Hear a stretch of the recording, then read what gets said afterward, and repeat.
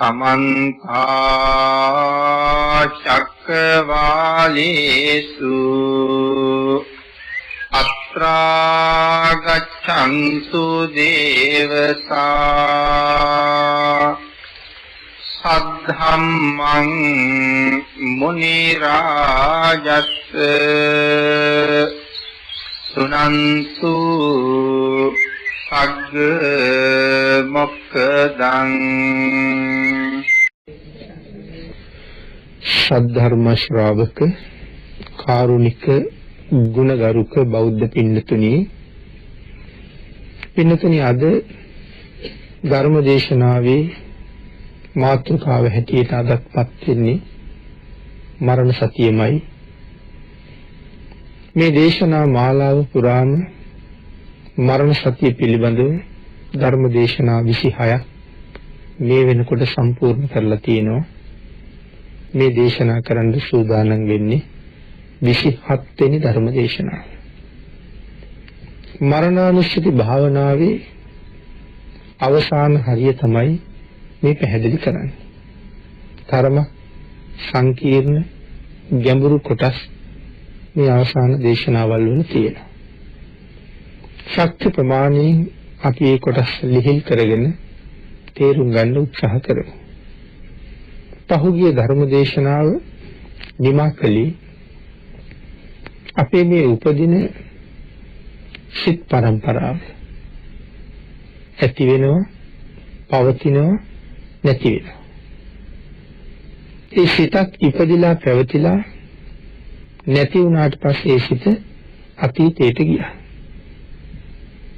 නමුත් ඊළඟට පවතින්නේ ඒ අතීතයට ගියපු සිත් නිසා ඇතිවෙච්ච ඊළඟ පුරුක. අතීතයට ගියපු කොටස මුල් කරගෙන ඇතිවෙච්ච ඊළඟ පුරුක තමයි ඊළඟට ඇති වෙලා පවතින්නේ. එහෙමනම් මෙන්න මේ සිතයි සිතුවිලි රූපයයි එක මොහොතකදී හමු වෙලා නිරුද්ධ වෙලා යනවා. නැවත කවදාවත්ම හමු වෙන්නේ නැහැ. ඒ නිරුද්ධ වෙලා ගියපු සිතයි සිතුවිලි රූපයි නිසා ඇතිවෙච්ච ඊළඟ පුරුක මත ඊළඟට අපේ ජීවිතේ රඳා පවතිනවා.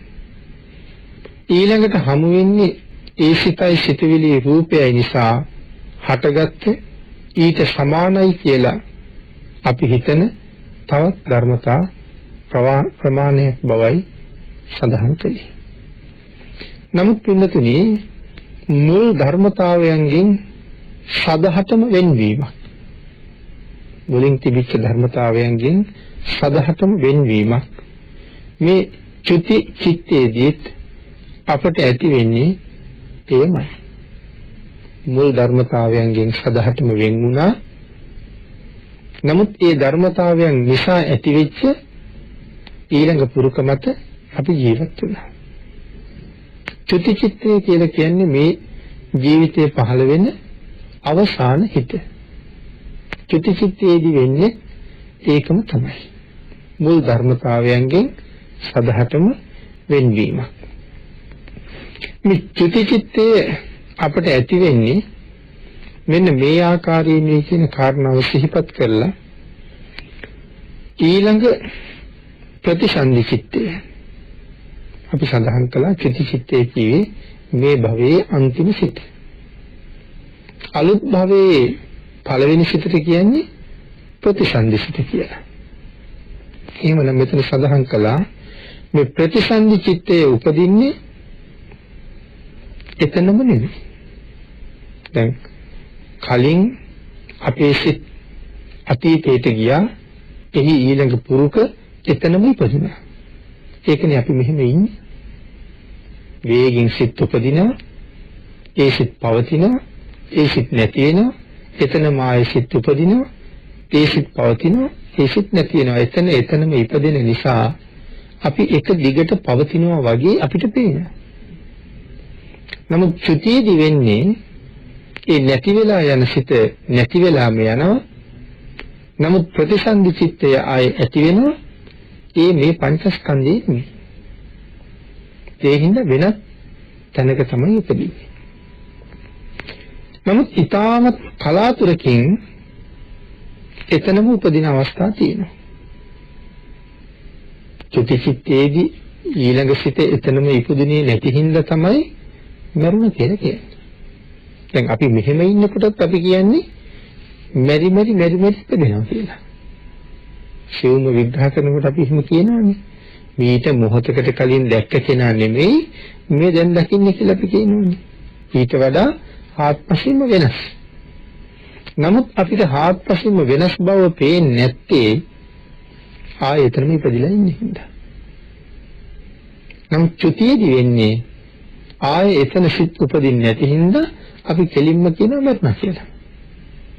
ඒකට කියනවා සම්මුති මරණය. නමුත් මේ නිතර දැන් වෙන එකට කියන්නේ කණික මරණය.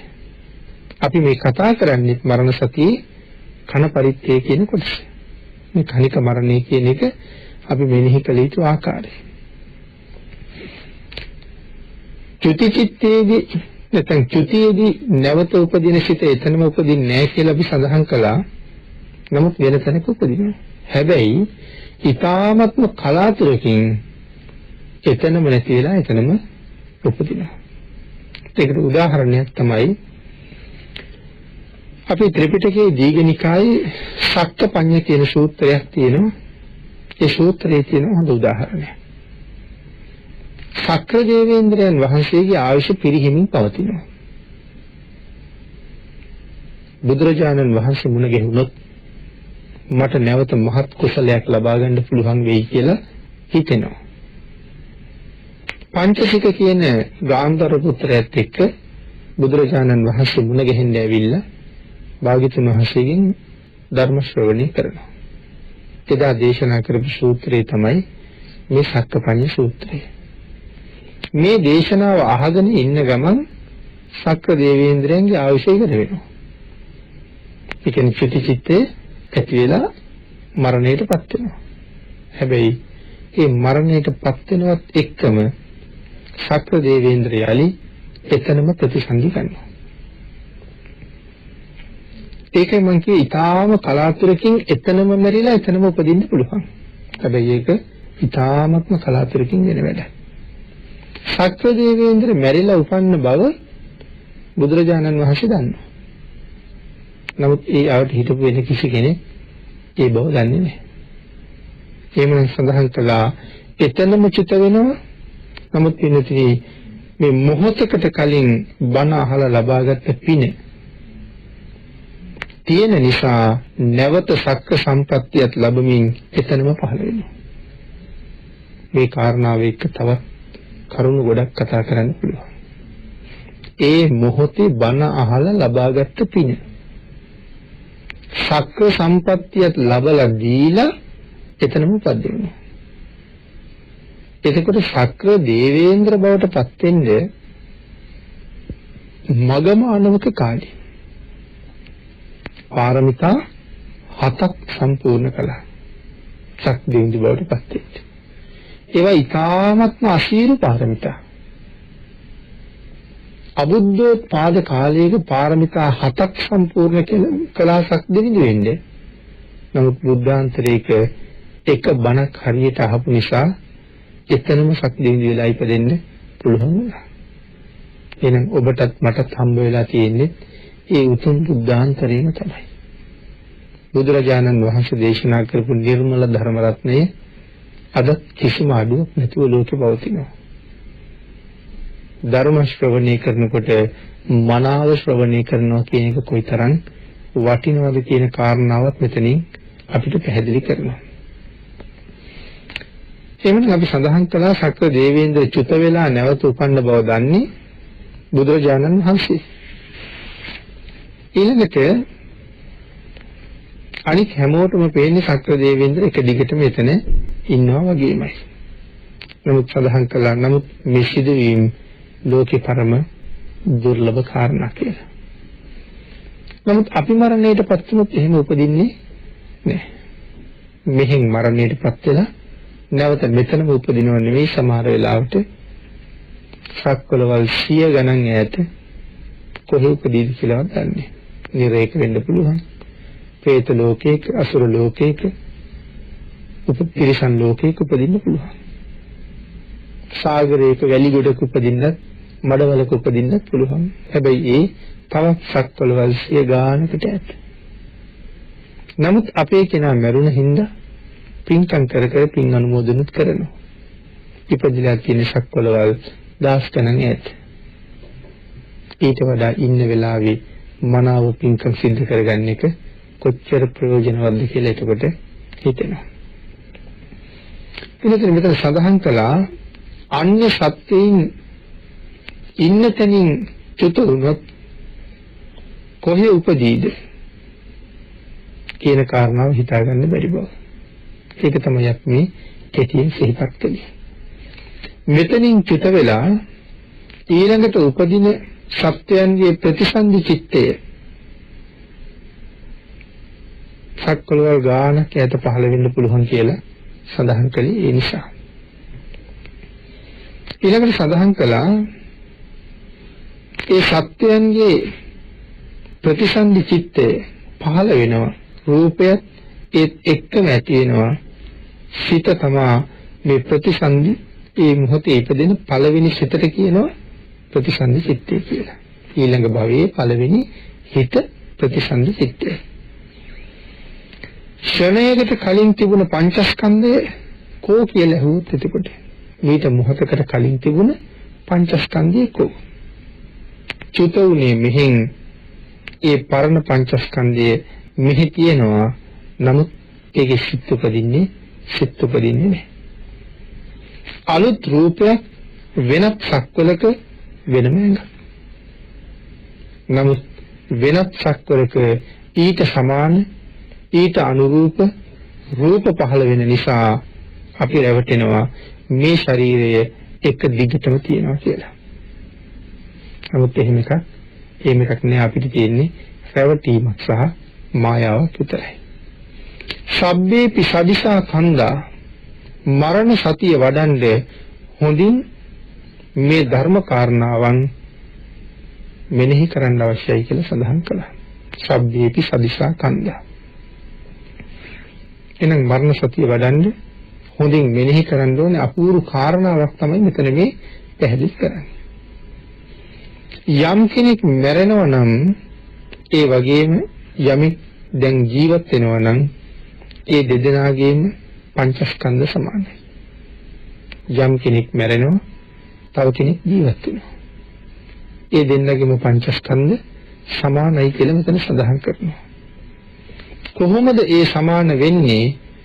ප්‍රතිසන්දිය නැති නිසා අපපටිසන්ධිකා නැවත ලැබෙන්නේ නැහැ කියන කාරණාවයි ඒ සිතට ඒ රූපම ඒ සිතවිලිම ලැබෙන්නේ නැහැ කියන එකයි.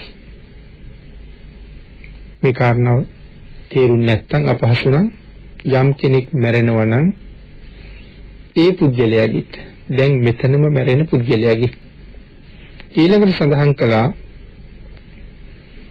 මැරෙනවා නම් ඒ පුද්ගලයාගේ සිතුවිලිත් මැරෙන පුද්ගලයාත් ජීවත් වෙන පුද්ගලයාත් දෙන්නම සමානයි කියලා.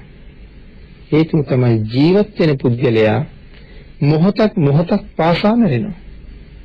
නමුත් එක දිගට සිතුවිලි උපදින නිසා ඉන්නව වගේ දැනෙනවා. අපිට සතුටක් දැනුනහම අපිට දුකක් දැනුනහම මේ ශනික මරණයත් එක්ක ඒ සතුටක් දුකක් දෙකම මැනෙනවා. නමුත් දවස් ගාණක් සුමාන ගාණක් අපේ දුක එක දිගට තියෙනවා වගේ අපිට තේරෙන්නේ ඇයි?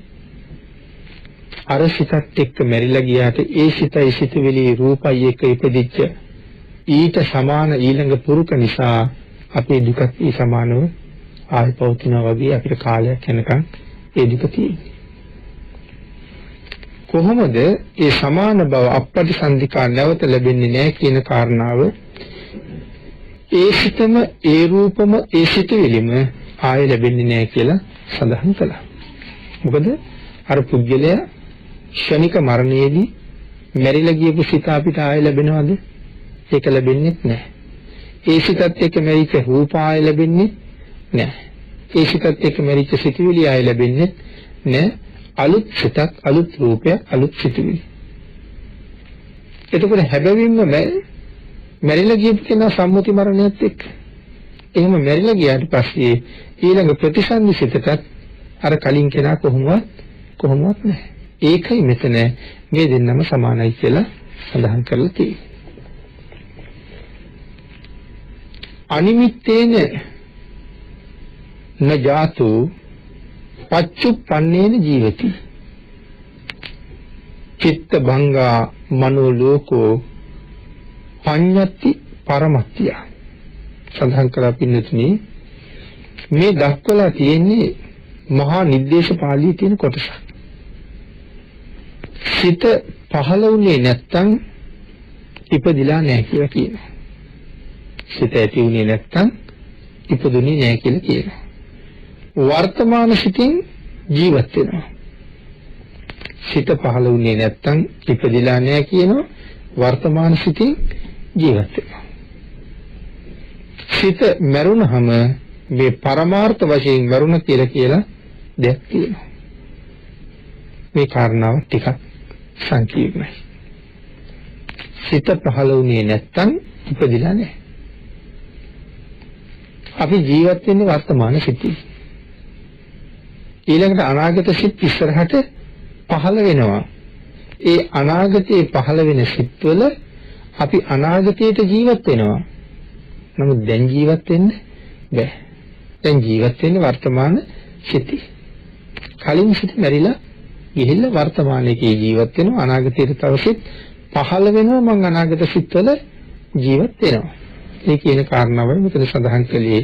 සිත මැරුණහම පරමාර්ථ වශයෙන් මරුණ කියලා දෙයක් තියෙනවා. ඒ සිත වෙලා ගියහම පරමාර්ථ වශයෙන් පුද්ගලයා මරුණ කියලා කියනවා. සාමාන්‍යයෙන් මෙතන මරුණ කියලා කියන්නේ සම්මුති මරණයටයි. ඒක ලෝක විහාරය. සම්මුති මරණය කියලා කියන්නේ අපි කෙනෙක් මරුණ කියලා අපි කතා කරනවා. ඒක ලෝක විහාරය. හැබැයි එයා මෙතන මැරිලා. නමුත් තව තැනක ඉපදිලා. ඒකට ගොඩක් වෙලා යනවාද? කලින් දේශනාවේ උදාහරණයක් පැහැදිලි කළා. මැස්සෙකුට මිටියකින් ගැහුවොත්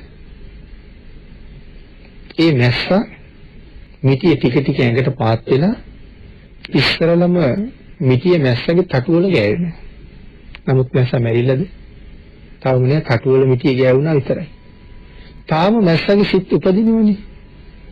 තව ටිකක් මිටිය බර වෙනවා. දැන් මැස්ස පුපුරලා. නමුත් මැස්ස තාම මැරුණේ නෑ. තාමත් සිත් උපදිනවා. ඊළඟට තව ටිකක් මිටිය තද වෙච්චාම මැස්සගේ හෘද වස්තුව විනාශ වෙනවා. ශරීරෙත් එක්ක. එතකොට එතන සිත් උපදින්න පුළුවන්කමක් නැහැ. නමුත් හෘද වස්තුව තැලිලා විනාශ වෙලා තාම මිටියේ කිනිහිරේ වැදුනේ නැහැ. මිටියේ කිනිහිරත් එක්ක ගැටෙනකොට මැස්ස තව තැනක ඉපදිලා සිත් කෝටි ගණන් පහල කරලා තියෙනවා. එතකොට තේරුණාද මේ කලින් දේශනාවෙත් අපි මේක පැහැදිලි කළා.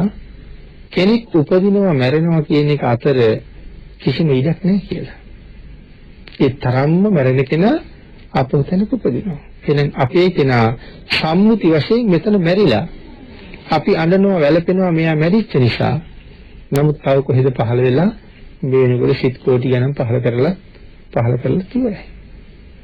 හරි අවබෝධයක් නැති හින්දා අපි මේ කය දිහා බලාගෙන අඬනවා වැළපෙනවා. මනාව බුද්ධ ධර්ම අවබෝධ වෙලා තිබුණා නම් මරුණ කෙනෙක් දැකලා කවදාවත් අඬන්න හිතෙන්නේ කොහොමද? ඊළඟට පින්නතුනි මෙතන ක්ෂණයක් පාසා අපි මැරෙමින් තමයි පවතින්නේ. ඒ කාරණා අපි සඳහන් කළා. දැන් මෙතන බණ අහන්න ඇවිල්ලා වාඩි වෙච්ච අය නෙමෙයි මේ ගෙදරින් ආපු අය නෙමෙයි මේ එක දිගටම මේක එතනම මැරෙනවා එතනම උපදිනවා නිසා අපිට පේන්නේ අපි එක දිගටම ඉන්නවා වගේ. එතකොට මේ අපට දැනෙන සියලුම අරමුණු සැප දුක මේවා වෙනස් වෙන්න පුළුවන්. ඒ අර මරණයත් එක්ක ඒ දේවල් වෙරළ යනවා. ඒ නිසා තමන්ට රෝගයක් වැළඳුන වෙලාවට අපි හිතන්න ඕනේ මේ රෝගයක් මට හැදිලා තියෙන්නේ මේ මට විතරක් නෙමෙයි හැදෙන්නේ. රෝගයක් මට හැදිලා තියෙන්නේ මේක මට විතරක් හැදෙනව නෙමෙයි මේ හැදිලා තියෙන ලෙඩේ. මේ පොදු ධර්මතාවයක් අපි සංසාරේ නොඑක් පාප කර්ම කරලා තියෙනවා. මට රෝගයක් හැදිලා තියෙන සංසාරේ පොදු ධර්මතාවයක්. මොකක් නිසාද මේ රෝගී හැදෙන්නේ නැත්තේ? පෙර කරපු පාප කර්මයක් එක්ක. ඒවා කාලෙන් කාලෙට ඵල දෙනවා. පෙර කරපු පව් කාලෙන් කාලෙට ඵල දෙනවා. යම් වෙලාවක කාල ප්‍රයෝග ගති උපදී විපත්ති කියන කාරණාවකින් මේ යම් හේතුවකින් යම් ප්‍රත්‍යයකින් මේ රෝගේ හැදිලා තියෙනවා.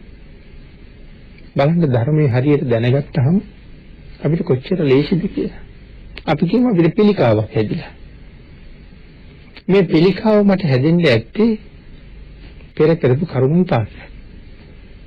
එතකොට මේ පෙර භවයක රැස් කරපු අකුසල කර්මයේ විපාක දීලා තියෙනවා. ඒක විපාක දුන්නේ මේ භවයේ. මේකට හඬලා, වැළපිලා, ශෝක කරලා, පශ්චාත්තාපයටපත් වෙලා, කල්පනා කරලා දුර්වල වෙලා යනවට වඩා මමම පෙර රැස් කරගත්ත දෙයක් මට විපාක දීලා තියෙනවා. නමුත් මේ වාගේ විපාක දෙන්නේ ආය සංසාරි කර්ම රැස් කරන්නේ නැතුව ඉන්න ඕනේ කියන කාරණාවට මනාව වෙන්න පුළුවන්. ආන් එහෙම හිතහම ඒ පුද්ගලයාට හරි නිදහසක් තියෙනවා. අපි වාග්යතුන් හසක සූත්‍රයක දේශනා කරන්නේ සල්ල සූත්‍රය. ධර්මය දන්නේ නැති අශ්‍රතවත් පුතග්ජනයට ලෙඩක් හැදුනහම උල් දෙකක් කැණෙනවා. එකක් තමයි රෝගය, ඒක උල. ඒක ඇඟට හැදිලා තියෙනවා. රෝගය නැමැති උල ඇඟේ ඇනිලා. තව උලක් ඇනිලා තියෙනවා හිතට. මටමද මෙහෙම වෙන්නේ? මම්මද ලෙඩ වෙන්නේ? ආන් එහෙම දැන් හිත වේදනාවක් තියෙනවා. දැන් රෝග වේදනාවක් තියෙනවා, හිතේ වේදනාවක් තියෙනවා. නමුත් මනාව ධර්ම ශ්‍රවණය කරලා සංසාරي ගැන කරුණු කාරණා දන්න කෙනා එයාට ඇඟට උලක් ඇනිලා තියෙනවා රෝගී. නමුත් හිතට උලක් ඇනින්නේ මේක තමයි සංසාරේ හැටි. වෙන කවුරුවත් කරපුවා නෙමෙයි මම කරපුවාමයි මේ විපාක දෙන්නේ කියලා හොඳට අවබෝධ කරගෙන ජීවත් වෙනවා. ඒකට උපේක්ෂාවෙන් යුක්තව මුහුණ දෙනවා. එහෙනම් පින්නතනි ඒ හේතුව හෝ සත්‍ය මෙතන සඳහන් කළා නැවත ඇති වෙනවද පවතිනවද මේ රෝගය දිගින් දිගටම තියෙනවා. හේතුවයි ප්‍රත්‍යයයි නැවත නැවත ඇති වෙනවද පවතිනවද රෝගය දිගින් දිගට තියෙනවා. නැත්තම් මේ සිත ඉපදිලා මැරලා යනකොට රෝගයත් හැමෝම මැරලා යනවා. නමුත් නැවත ඇති වෙන හින්දා ඒ රෝගය පවතිනවා.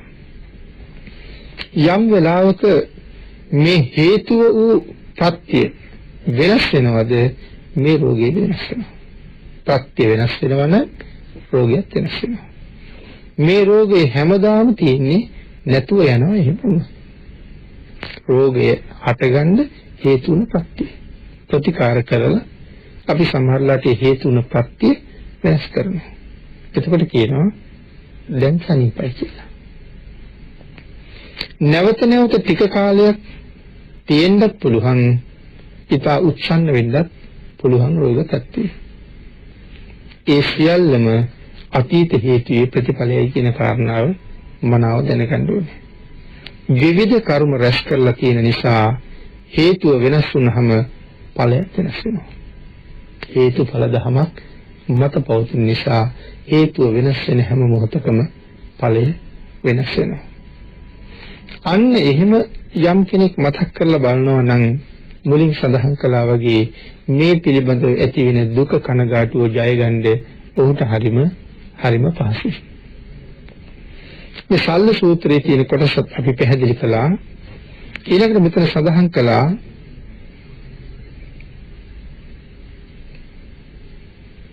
ගුණවත් ආර්ය ශ්‍රාවකයාට කවදාවත් අසනීප වුණාම ඒ පිළිබඳව දුකක් නම් දැනෙන්නේ නැහැ කියලා. ආර්ය ශ්‍රාවකයන්ට කොහොමද දුකක් දැනෙන්නේ නැහැ? හේතුව තමයි ආර්ය නුනත් මනාව ධර්මයේ දන්නවනම් එයා දුකක් ලබන්නේ නැහැ. ඒ සසර පිළිබඳව මනා දැනුමක් සහ මනා අවබෝධයක් තියෙන හින්දා. අපි විසින්ම රැස් කරගත්ත දේවල් අපිටම විපාක දෙන නිසා. නමුත් සඳහන් කළා තමන්ට යම් දුකක් ඇති වෙනවා නම් තමන්ට හිතා ගන්න පුළුවන් නම් තමන් ශ්‍රුතවත්ද අශ්‍රුතවත්ද කියලා. අපිට අපි ගැන මැනගන්න තියෙන වෙලාවක්. යම් ලෙඩක් දුකක් කරදරයක් වෙච්ච වෙලාවේ මට දුකක් දැනෙනවා නම් ඇත්තටම මම තාම එහෙනම් බුදුරජාණන් වහන්සේගේ ධර්මයේ තුල හරියටම හික්මිලා නැහැ. දුකක් දැනෙනවා නම් ඒ හැම දෙයක්ම උපේක්ෂාවෙන් ඉවසන්න පුළුවන් නම් ඔහු මනාව ධර්මයේ තුල හික්මිච්ච කෙනෙක් කියලා කියන්න පුළුවන්කම තියෙනවා. මනාව ධර්මයේ දැක්ක කෙනෙක් එයා හැම දෙයක්ම උපේක්ෂාවෙන්ම බලනවා. ඊළඟට පින්නතුනි මේ කාරණාව විශේෂයෙන් විස්තර කරනවා මේ ජවනහංස කියන ජාතක කතාවේ. මොන කාරණාවද ජවනහංස ජාතකයේ විශේෂයෙන් විස්තර කරන්නේ මේ සත්‍යයේ උපත සහ මරණය මොන තරම් වේගෙන් සිද්ධ වෙනවද කියන කාරණාව. ඒ වගේම සංයුක්ත නිකායේ නිදාන වර්ගයේන දල්හ ධනුග්‍රහ සූත්‍රයේ විස්තර කරනවා. දල්හ ධනුග්‍රහ සූත්‍රයේ සම්බන්ධයි ජාතක පාළියේ තියෙන ජවනහංස කියන ජාතකය. මේ ජවනහංස ජාතකය පිළිබඳව කරුණු බොහෝ දෙනා අහලා තියෙන්න පුළුවන්. අපේ මහ බෝසතාණන් වහන්සේ බෝධිසත්ව ධර්ම සම්පූර්ණ කරන කාලේ චිත්‍රකූට පර්වතයේ හංසය 96000කට රජු වෙලා උපදිනවා.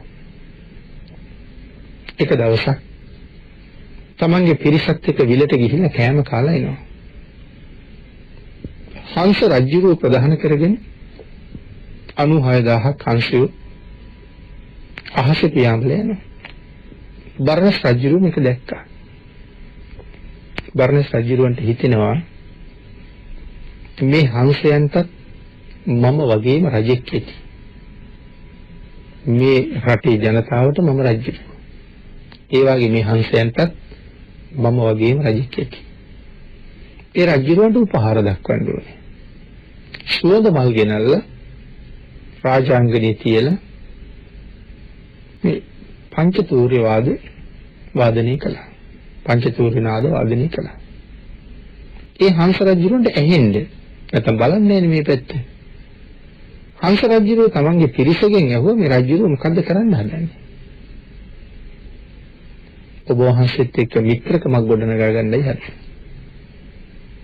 හංස රජු ගිහිල්ලා පස්සේ දවසේ ඊටාම පිරිසිදු පැන් සහ සුවඳ සුණු අරගෙන ඇවිල්ලා රජු විවේකීව තමන්ගේ උයනේ ඉන්න වෙලාවක ඒ පැන් වලින් රජු නාවලා ඇඟට පැන් ඉහලා අර සුවඳ සුණු ඉහලා තමන්ගේ මිත්‍ර බව සනිටුහන් කරලා ගියා. මේ හංස රජුන්ට හිටියා මල්ලිලා දෙන්නේ සහෝදරයෝ දෙන්නේ. ජවන හංසයෝ කියලා කියන්නේ අති වේගයෙන් ඉගිලෙන්න පුළුවන්. මේ දෙන්න දවසක් ඇහුවා සහෝදරයන්නි සූර්යයා එක්ක තනියම දුවන්න කැමතියි කියලා. ඒ වෙලාවේ සඳහන් කළා සූර්යයත් එක්ක තනියම ඉගිලෙන්න යන්න එපා. දුවන්න යන්න එපා. ඒ වෙලේ වෙන්නේ ඒක කරන්න බෑ. සූර්යයා ඊටාම වේගවත්. සූර්යයා ඊටාම වේගවත් නිසා ඔබලට කරදරයකට තමයි පත් වෙන්න සිද්ධ වෙන්නේ. ඉතින් එහෙම කීවට මේ දෙන්න ඒ කාරණා වැඩි අහුම්කම් දෙන්නේ නැහැ. මේ දෙන දවසක් කල්පනා කළා හංස රජුන්ට නොකියම අපි සූර්යයත් එක්ක තරගයට දුවමු. උදේ පාන්දරම නැගිටලා හංස රජුන්ට කලින් එතෙන්ට ගියා. රජු නැගිටලා බලහම මේ දෙන්න නැහැ. දන්නව අනිවාර්යෙන් යන්න ඇති කියලා. ගිහිල්ලා බලහම ඉන්නවා හිරු නැගෙන තැන. සූර්යයා නැගෙනවත් එක්කම මේ දෙන්න ගිලෙන්න ගත්තා. උදේ ආහාර ගන්න වෙලාව වගේ කිට්ටු වෙනකොට බාලමල්ලි කෑ ගහලා කිව්වා අනේ සහෝදරයා මම බේරගන්න. පියාපත් මුලින් ගින්දර මතුවෙනවා වගේ දැනෙනවා. එයා ගෙනිහින්න තියලාව චිත්‍රකූට පර්වත. සාමාන්‍යයෙන් උදේවරුේ මැද විතර වෙනකොට අනික් එක්කෙනාට හරි අමාරුයි. එයත් ගෙනිහින්න තියලා හංස රජුව කල්පනා කළා අද බලන්න ඕනේ මගේ වේගය කොහොමද කියලා. හංස රජුව ගියා ඉර පායපු තැනට. දැන් සූර්යයා ගිහිල්ලා මධ්‍යහනේ දක්වාම. හංස රජුව ඉර පායපු තැනින් පටන් අරගෙන වේගෙන් ඇවිල්ලා ඉර පහු කරලා ගියා. ඒ කියන්නේ සූර්යයට වඩා හරි වේගවත්. දෙවෙනි තුන්වෙනි පාරත් හිරු පහු කරලා ගියා. කල්පනා කළා වැඩක් නෑ මේ වැය. සූර්යයාට මගෙත් එක්ක යන්න බෑ. නමුත් මගේ වේගය අද මමත් පරීක්ෂා කළේ අද මේ වේගයෙන් මං ලබන ප්‍රයෝජනෙ මොකක්ද? කල්පනා කළා මගේ යාළුවා බර්ණස් රජුරු බය කරලා බණක් කියන්න ඕනේ කියලා. මේ බෝසතාණන් වහන්සේට සඳහන් කරනවා මුළු ශක්වල වටේ රවුමක් ගියා කියලා. ඒ තරම්ම වේගවත්. කෙමෙන් තමන්ගේ රවුම කෙටි කරලා දැන් මුළු ජම්බුද්වීපේ වටේට යනවා.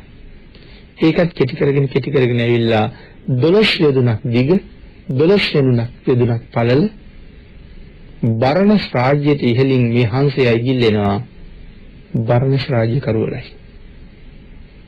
ඒක පායලා කියන ලයි කරවල 12 යොදුන් බරණස් රාජ්‍ය උඩ මේ හංසය වියනක් බැඳලා. ඒ තරම් විශාලද? නැහැ. බරණස් රාජ්‍ය වටේට රවුමක් ගිහිල්ලා එනවා හිරු රැස් වලට පොළොවට පතිත වෙන්න දෙන්නේ නැහැ.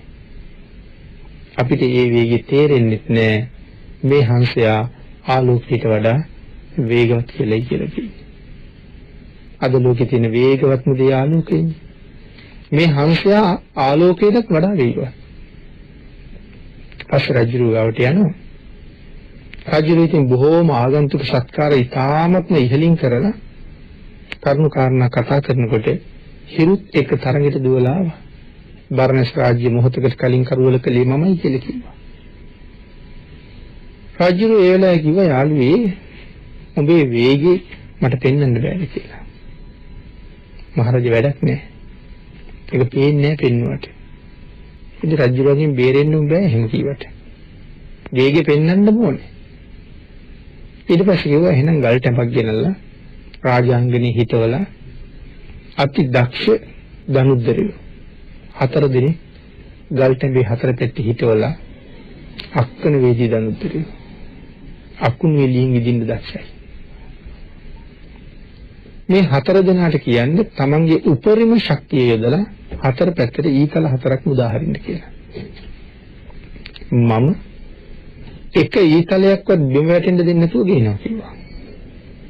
රජු එහෙම කළා. දනුද්දරිය 4 දෙනෙක් එතන රැස් කළා. එකම පාරට ඊතල 4 විදින්න කිව්වා. 4 පැත්තට. හංසයා ගෙජ්ජක් ගේ බැඳගෙන එතන ඉන්නවා. මොකද ඉගිලෙන වේග රජුරවන්ට පේන්නේ නමුත් හඬ ඇහෙනවා. පළවෙනි ඊතලේ ගියා. ඊතල 4 මේකට තමයි විදින්නේ. පළවෙනි දුනුවායාගේ ඊතලේ පිටිපස්සෙන් ගියා. ඒක අරගත්ත බිම වැටෙන්න කලින් ගෙනල්ලා එයාගේ පය පාමුල තිබ්බා. දැන් මෙයත් එක්කම තමයි අනික 4 දෙනාම විද්දි. මේ ඊතලේ ගෙනල්ලා පය පාමුල තියලා දෙවෙනි ඊතලේ පස්සෙන් යනවා. ඒකත් ගෙනල්ලා පය පාමුලින් තියලා තුන්වෙනි එක පස්සෙන් යනවා වැටෙන්න ඉස්සෙල්ලා ගන්නවා. ඒකත් ගෙනල්ලා පය පාමුල තියලා හතරවෙනි ඊතලේ පස්සෙන් ගිහිල්ලා වැටෙන්න ඉස්සෙල්ලා අහුලගෙන එනවා. ආපහු ඔය උදාහරණේ හිතන්න ඕනේ මෙයා මොන තරම් වේගවත් ඇද්ද කියලා. ඊතල 4 දෙනා ළඟ තියලා මෙයා කණු උඩ ඉන්නවා. රජුරවන්ට මේක දැකලා පුදුමයි. රජුරවන්ට මේ වෙලාවේ සඳහන් කළා මහරජය මේ ඊතල අරගෙන ඉන්න ගියේ මගේ උත්කෘෂ්ඨ වේගයෙන් නෙමෙයි කියලා. මගේ උපරිම වේගය නෙමෙයි ඒක. මගේ මධ්‍යම වේගයත් නෙමෙයි ඒක. ඕක තමයි මහරජය මම යන මගේ සාමාන්‍ය ගමන. සාමාන්‍ය ගමනේ වේගයයි මේ පෙන්නලා තියෙන්නේ. රජු වහුව මහරජේ එතකොට ඔපේ උත්කෘෂ්ඨ වේගයේ කොහොමද? හංස රජු සඳහන් කළා මහරජතුමනි මගේ උත්කෘෂ්ඨ වේගය ඔබට තේරෙන්නේ රජු වහුව හංස රජුනි ඔබේ උත්කෘෂ්ඨ වේගයට වඩා වේගවත් දේවල් ලෝකේ තියෙනවලු කියලා. මොනව අහනවද මහරජා? මගේ උත්කෘෂ්ඨ වේගය මොකද්ද? ඒකට වඩා 100 ගණන් වැඩියෙන් වේගවත් දෙයක් ලෝකේ තියෙනවා. මගේ උත්කෘෂ්ඨ වේගයට වඩා 100ක් ගුණයකට වඩා වැඩියෙන් වේගෙන් යන දෙයක් මේ ලෝකේ තියෙනවා. රජු කල්පනා කළා ඒක මොකද්ද කියලා. රජුන්ට තේරෙන්නේ නැති හින්දා ඇහුවා ඒ මොකද්ද කියලා. සඳහන් කළා මහරජා මගේ උත්කෘෂ්ඨ වේගයට වඩා බොහොම වේගෙන් ඉපදුන සත්‍යය ළඟට මරණය එනවා කියලා. ආන් මේ වෙලාවේ බර්ණස් රජුන්ට සිහි නැතුව වැටුණා. ඒ තරම් මරණය වේගවත්ද කියලා. රාජපුරුෂෝ මූණට පැන් ඉහලා රජු නැවත අවදි කළා. අවදි කරාම ඇහුවා හංස රජුනි ඒ තරම් වේගෙන් මරණය අපි හොයාගෙන එනවනම් සතුටින් බය නැතුව මරණයට මුහුණ දෙන ක්‍රමයකුත් ලෝකේ තියෙනවාද කියලා. සඳහන් කළා එයි නැත්te මහරජා. එහෙම ක්‍රමයකුත් ලෝකේ තියෙනවා. කොහොමද මොකක්ද කියලා ඇහුවා. මහරජා දස අකුසල් වලින් වළකින්න. එතකොට මොනවද දස අකුසල්? කයින් කරන වැරදි 3යි, හිතින් කරන වැරදි 3යි, වචනෙන් කරන වැරදි 4යි. මේ දස අකුසලයෙන් වළකින්න. දස දාන වස්තුව සම්පූර්ණ කරන්න. දස අකුසලයෙන් වැළකීලා දස දාන වස්තුව සම්පූර්ණ කරගන්න. ඉතින් මේ යම් ප්‍රමාණයයි දස අකුසලයෙන් වළකින්න කියහම තිසරණ සහිතව පංචශීල වල ඉඳලා කතා කරන්න ඕනේ. යමෙක් ආන් ඒ දේවල් පූර්ණේ කරගත්තා නම් ඔහු මැරෙන්න බය නැති කෙනෙක්. කොයි තරම් වේගෙන් මාරයා ආවත් ඔහු බය නැහැ. මොකද තමන් නිවන් දකින්නේ කවද්ද? ඒ නිවන් දකින්න තුරුම සංසාරය ගැන මනාව සැලසුමක් කරලා තියෙන්නේ. එතකොට තමයි තේරෙන්නේ මේ ජීවිතේ කොච්චර වටිනවද කියලා. කවදා නිවන් දැක්කත් කමක් නැහැ. ඒ නිවන් දකින්න තාක්කල් උපදින්නේ කොහෙද කියන කාරණාව සැලසුම් කරනවා. සතර පාය නම් මම යන්නෙම නැහැ කියන කාරණාව අවශ්‍ය නම් සැලසුම් කරගන්න පුළුවන්. ඊළඟට නිවන් දකින්න තුරු මට ලැබෙන්න ඕන කෑම බීම කොහොමද? ඇඳුම් පැළඳුම් කොහොමද? යාන වාහන කොහොමද? ගෙවල් දරවල් කොහොමද? දුවදරුවෝ කොහොමද? ස්වාමි භාර්යාවෝ කොහොමද? මේ දේවල් පවා මනෝ සැලසුම් කරන්න පුළුවන් මේ ජීවිතයේ ඇතුලේ. ඒ තරම් වටින ජීවිතයක් ලැබිලා තියෙන්නේ. හැබැයි එහි පිල්ලම් ගහන මාත්‍රයට අහිමි වෙන්න පුළුවන්. ඒ වටිනා මනුෂ්‍ය ජීවිතය තුළ බොහෝ කුසල් රැස් කරගත්තාම මරණය එනවා කියලා කිව්වත් කඳුළු වෙන්නේ නැහැ. මැරෙන මිනිහට දුකකුත් නැහැ. මරුණ මිනිහා දිහා බලන අයට දුකකුත් නැහැ. කාරණා හරියට දැනගත්තාම. එනිසා ධර්ම දේශනාවට තියෙන කාලයත් නිමා වෙලා තියෙන නිසා මරණ සතිය කියන මාතෘකාව යටතේ කරන 27 වෙනි ධර්ම දේශනාවයි නිමා කරන්නේ. කන පරිත්තේම සාකච්ඡා කරපු නිසා ජීවිතයයි මරණයයි අතර ලොකු වෙනසක් නැහැ කියන එක මේ ජවනහංස ජාතකෙනුත් අපි මේ කරුණ දක්වන්නේ. යෙදුනේ ඒ තරම් වේගෙන් මරණය අපි ළඟට එනවා. කරගත යුත්තේ මොනවද කියන කාරණාව හොඳ සිහියෙන් අපි අවබෝධ කරලා තියෙන්න ඕනේ. අපි සියලු දෙනාටම ඊ타ම ඉක්මන් භවයක ඊ타මත්ම කෙටි කාලයකින් සැප සහිත ප්‍රතිපදාවකින් උතුම් චතුරාර්ය සත්‍ය ධර්ම අවබෝධය ලැබේවා කියලා ප්‍රාර්ථනා කරමු. ආකාශත්තා ච බුම්මත්තා දේවා නාග මහිද්దికා පුඤ්ඤන්තං අනුමෝදිत्वा චිරං රක්ඛන්තු ලෝක ශාසනං දේවෝ වස්සතු කාලේන සස්්‍ය සම්පත්ති හෝතු ච පීතෝ භවතු ලෝකෝ ච රාජා භවතු ධම්මිකෝ සාදු සාදු සාදු සාදු සාදු සාදු.